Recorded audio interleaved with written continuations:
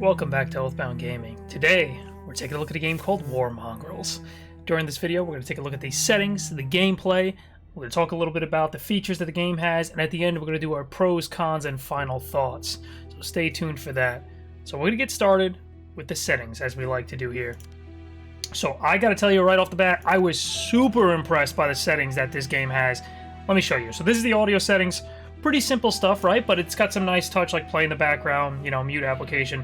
That's like if you Alt-Tab and go to a browser or something like that, it'll mute the game. Nothing special, but a lot of games are missing that, so it's a nice touch, right? The video options, super impressed by this. So we got DirectX 11, DirectX 12, your typical resolution, Windows mode and stuff. The quality settings, the advanced settings here, this is kind of what I was like, oh man, it's impressive. There's a lot of different settings you can adjust, and I wish all games were this detailed when it comes to the settings available that players can adjust. And it's quite extensive if I can talk. Depth of field is like the only thing I turned off. I'm not really a fan of depth of field in any game I play, so I always turn that off. But as you can see, these settings are pretty damn nice, right? So we're going to jump back real quick, and game and interface. This is also quite impressive. So difficulty settings here. The user interface has a scale. It's almost got like MMO level setting adjustment, which is crazy. The opacity, vision cone, which, you know, it tells you like enemies, how they'll detect the player characters, and you could adjust how, I don't know, the opacity of it. You can adjust it, right? You can adjust a lot of stuff here, and I really like this. I really like how in-depth these settings are. So anyway, you guys get the point, right? You get the point with the settings. They did not cut corners when it comes to the settings. We got our language settings, and then of course we have our control settings that we can change all of the controls. Always love seeing this. If you've been following my games, my videos on games, I always talk about being able to change keybinds. Super important. Anyway, we're going to jump into the game. I'm going to show you exactly what this game is, what the gameplay is like, and all of that good stuff. Let's do this. Chapter 1. Now, I'm going to show a little bit of the story, what you're getting yourself into, and then we'll jump right into actually how the game plays. So the story is well voice acted. I'll say that right now. The dialogue is great. I'm not particularly happy to share all this. I've tried to forget everything for the last 10 years. Yet I swear on my honor, I'll be truthful. I wish to release this burden. So it's well written. It definitely is. It's written kind of like a pretty nice TV show almost, you know? Like I could see it. I could see it being a show. So it starts off you guys getting like interrogated, and he flashes back through his stories, and you play through his stories through the levels that were his past, right? And it gets pretty intense. I'll show you. I'm going to jump ahead. So this is from the opening cinematic, just I jumped ahead about 2 minutes. Take a look at this. It's pretty deep, just so you know what kind of story you're getting yourself into. So the German soldiers have civilians lined up, and these two kind of have a revelation here that what they're doing is pretty messed up. I can imagine, you know, that does something to the brain. So your characters have had enough of that, and like I said, I wanted to share this because the story is pretty serious. You know, it's deep, and this is the entry into the gameplay, right? This is the first gameplay you see, and graphically, game's beautiful, right?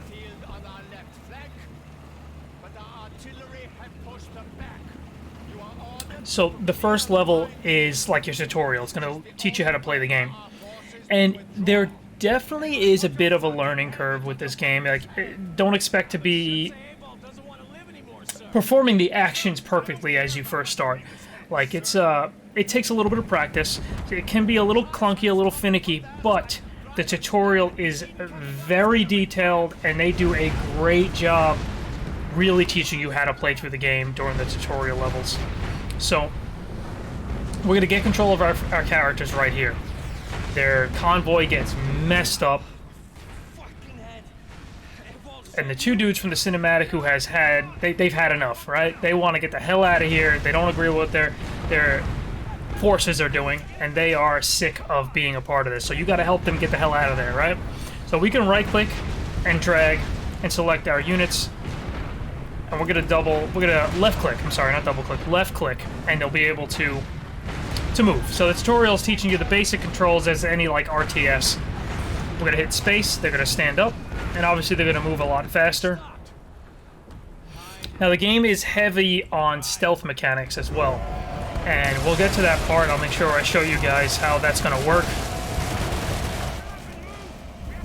Brutal.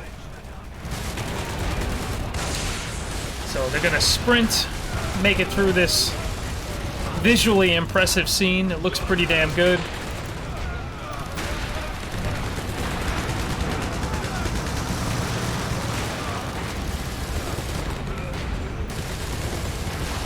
Damn, war is hell.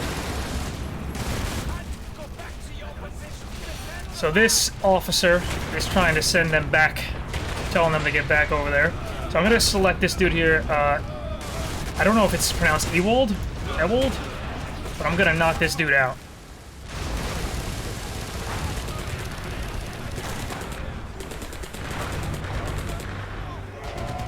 Now here's where we first get into our stealth mechanics, right here.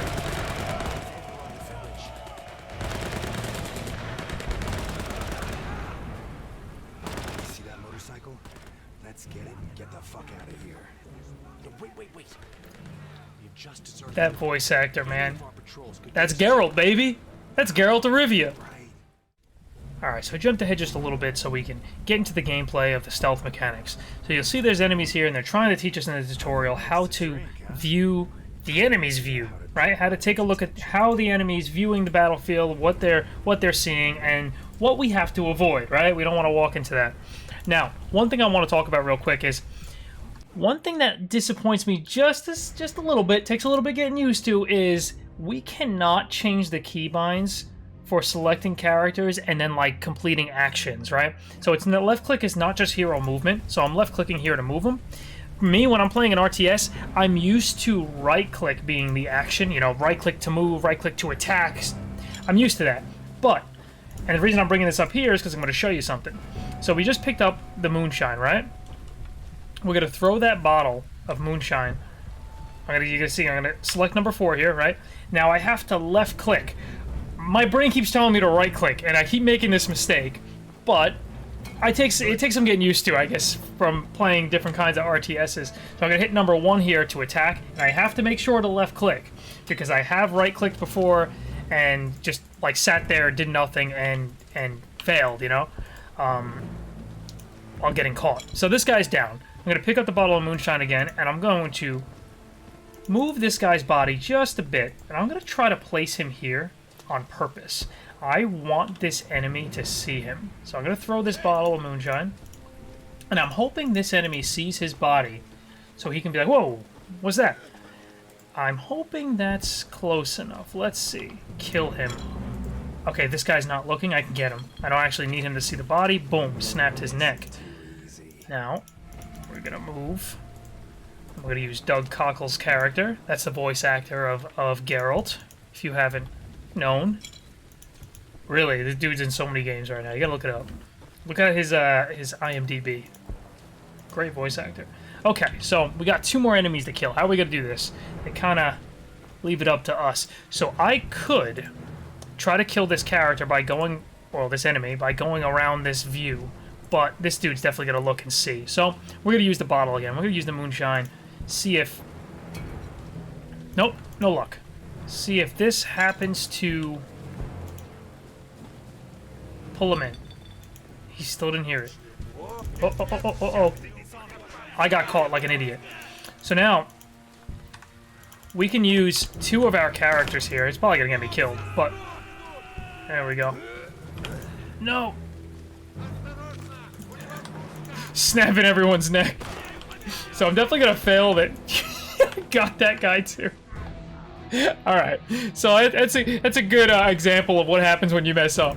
So you have to fight, and you can. Like, eventually you do get weapons, you do get guns, and you can actually fight. It's definitely...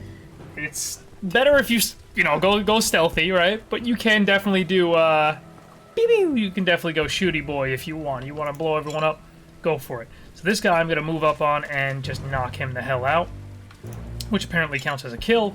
But if you die from a single punch like that, well, I don't know what to say. You kind of deserve it. So this guy, he obviously wants his booze too. And we're going to snap a neck. Now that's going to kill someone. Snap their neck. So we're going to select both our dudes. We're going to move him up as well. And we're going to pick up our moonshine bottle. I said pick it up. Okay, see, that's my fault. I keep, like, tapping control and left click at the same time. But you really have to hold control for at least, like, a second. And that takes a little bit getting used to. Now, this is a cool scene. I'll cut ahead after this, but I want to show you guys this scene.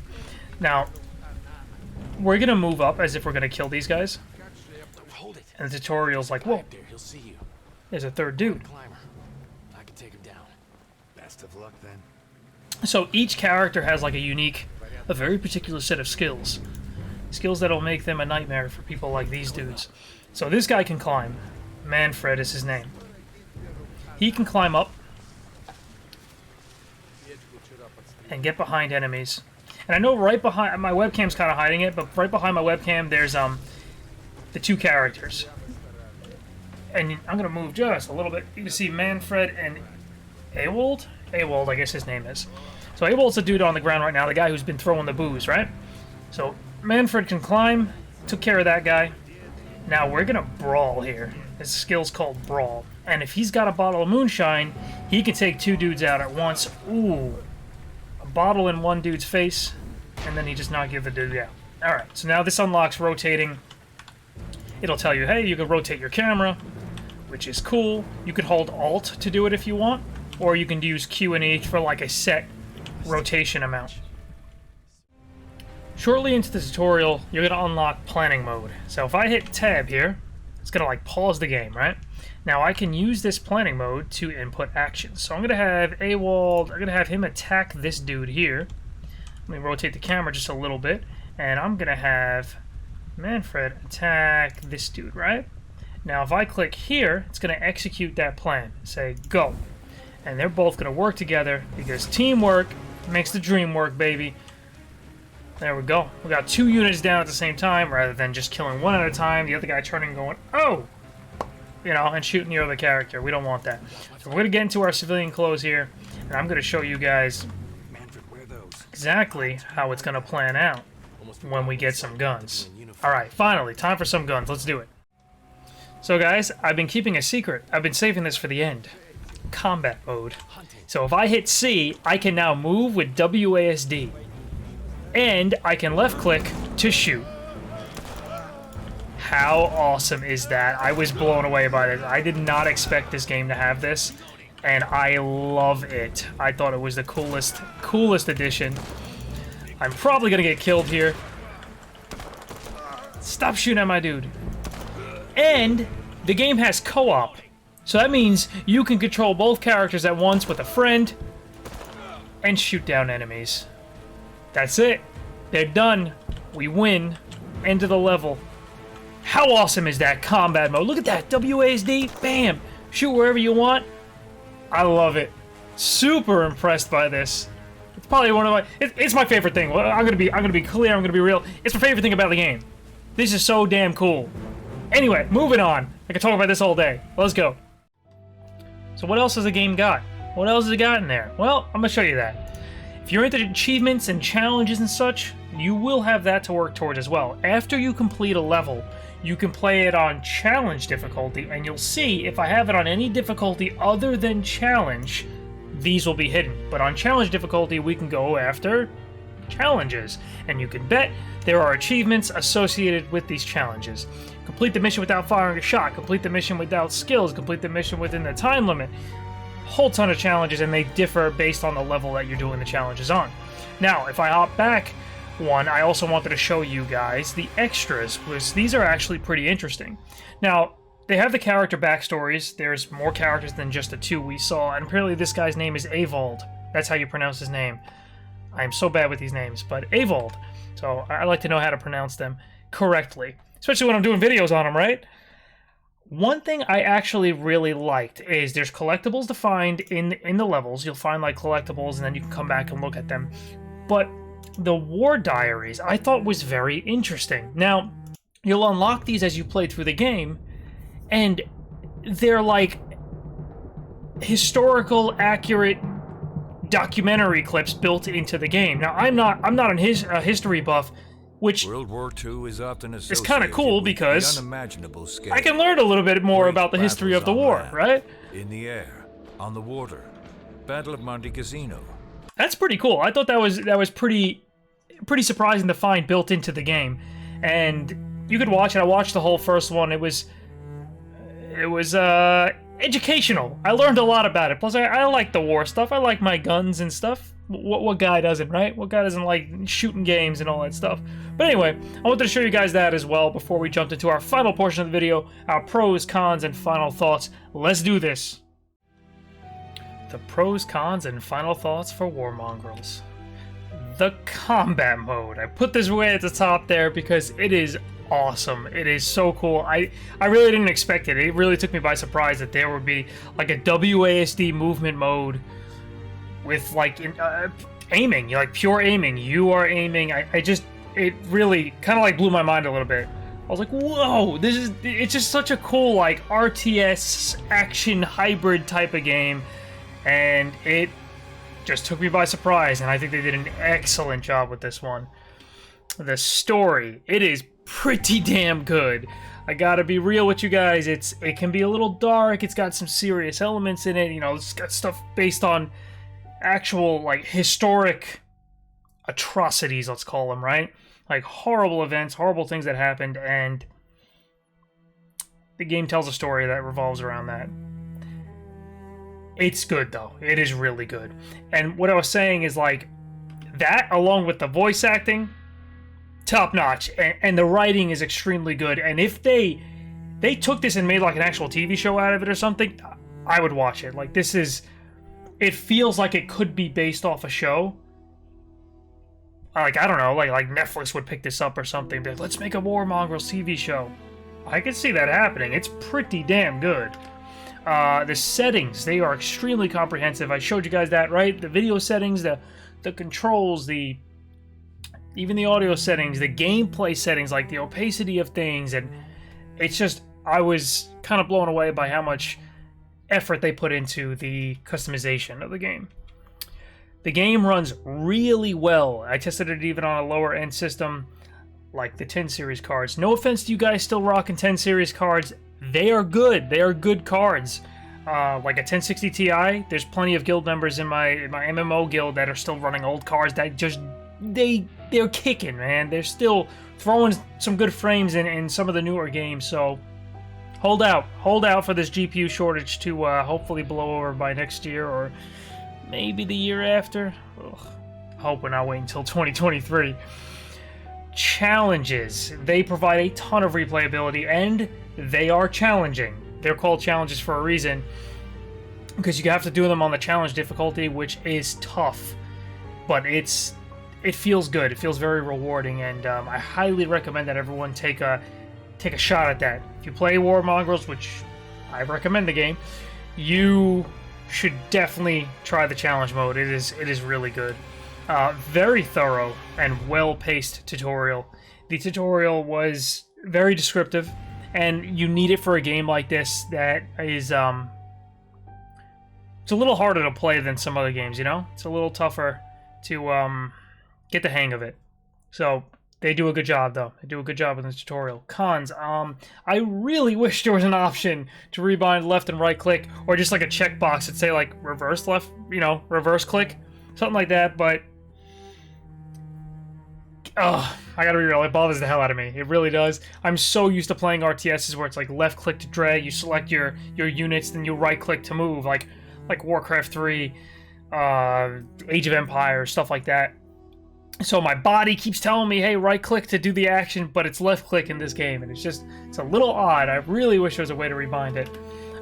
The game's controls, they can be a bit odd, like I keep saying, and take some practice. And this kind of follows the first con there a little bit, but it's more than just a left and right click. It's like like holding control to pick up things.